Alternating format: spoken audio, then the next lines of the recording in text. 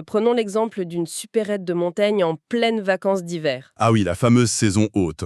Les rayons regorgent de fromage à raclette et de produits locaux. Eh bien, pour maintenir ces rayons toujours pleins, il faut une mécanique parfaitement huilée qu'on appelle la gestion des commandes fournisseurs. Exactement.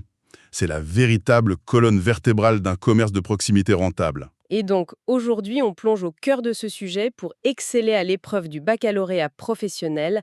Analysons ceci en détail. C'est un programme hyper stimulant. Mais concrètement, ce fromage voyage jusqu'au magasin par différentes routes, j'imagine. Tout à fait. Il existe 3 chemins principaux. On appelle ça les circuits d'approvisionnement. D'abord, on a le circuit direct. Donc direct, ça veut dire directement du producteur au consommateur. Ouais, c'est ça, en lien direct. Ensuite vient le circuit court. Là, on ajoute un seul intermédiaire. Genre notre supérette qui achète le miel d'un apiculteur local pour le revendre. Voilà, c'est un excellent exemple. Et finalement, on a le circuit long, qui mobilise au moins 2 intermédiaires. Comme une grande centrale d'achat nationale, par exemple. Absolument. C'est une organisation très structurée, à grande échelle. En fait, c'est un peu comme une course de relais. Le direct, c'est un sprint en solo. Le court demande un passage de témoin. Et le long mobilise toute une équipe. Ah, l'analogie de la course fonctionne super bien. Et pour s'en souvenir facilement, on utilise l'astuce mnémotechnique DCL pour 0, 1 et 2. Très juste. Direct égale 0, court égale 1 et long égale 2 intermédiaires minimum. C'est super efficace pour retenir les définitions. Totalement. C'est imparable pour l'examen. Du coup, voici une petite question quiz pour valider cette étape. Combien d'intermédiaires trouve-t-on au maximum dans un circuit court? La réponse est bien sûr un seul intermédiaire. Parfait. Maintenant qu'on sait comment la marchandise voyage, ça soulève une question de stratégie. Comment le gérant décide-t-il exactement à quel fournisseur faire appel? L'analyse des offres repose sur plusieurs critères très précis. Si on prend l'exemple d'une tome catalane, j'aurais tendance à croire que le prix le plus bas remporte la mise à chaque fois. C'est un réflexe logique. Mais en réalité, le délai de règlement joue un rôle tout aussi fondamental. Ah bon? Vraiment. Oui, le prix et le délai de livraison restent cruciaux, bien sûr. Mais imaginons un producteur local qui propose un délai de paiement à 45 jours fin de mois. Attends, ça veut dire que le magasin vend le fromage et encaisse l'argent des clients bien avant de payer la facture au producteur. Exactement.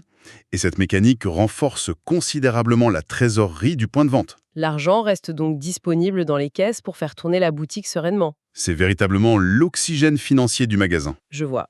Pour s'en rappeler facilement, on a la fameuse règle des 3 P. Oui, produit pour la qualité, prix et paiement pour le délai. Super moyen mémotechnique. Et donc place à la deuxième question. Quiz. Quel critère de sélection permet d'améliorer la trésorerie d'un point de vente? C'est bien ce fameux délai de paiement qui fait toute la différence. Une fois le bon fournisseur choisi, grâce à ces critères, il faut définir la quantité de produits à commander. Et c'est là qu'intervient le cadencier. C'est l'outil de pilotage idéal pour dicter le rythme des commandes. Comment ça marche exactement Ça repose sur une mécanique de stock très logique.